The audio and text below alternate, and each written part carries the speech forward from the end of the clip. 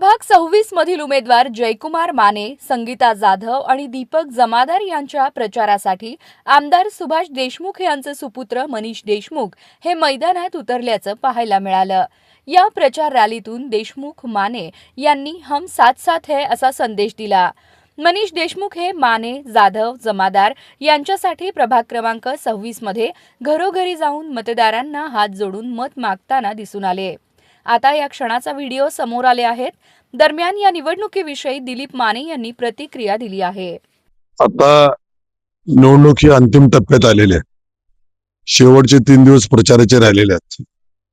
मी अख्ख्या सगळ्या सोलापूर शहरात काही ठिकाणी 23, 24, 25, 26, 6 या मतदारसंघात मी सगळीकडे फिरतोय आणि सगळीकडचं संपर्क केला। सोलापूर शहरामध्ये सोलापूर महानगरपालिका एक हाती सत्ता 75च्या वर उमेदवार निवडून येतील।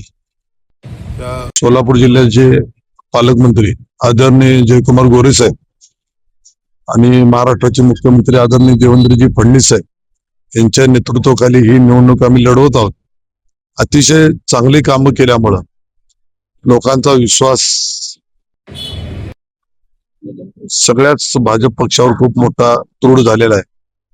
आणि एवढं खात्रीशीर सांगतो की या वेळेला एक हाती सत्ता 75च्या पुढंच आमचे सगळे निवडून येतील आणि विकासाचं काम करण्यासाठी आम्हाला एक मोठं माध्यम महानगरपालिकेच्या माध्यमातून मिळेल।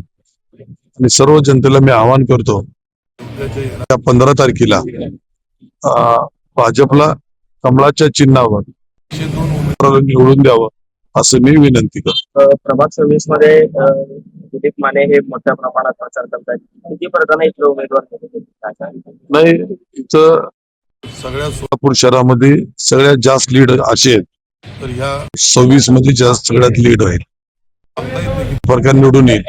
पण जो का लीड प्रत्येकाचा आहे त्या लीड मध्ये प्रभाग 26चा हा 3 उमेदवार मोठ्या फरकाने आणि जास्त लीडने निवडून येईल।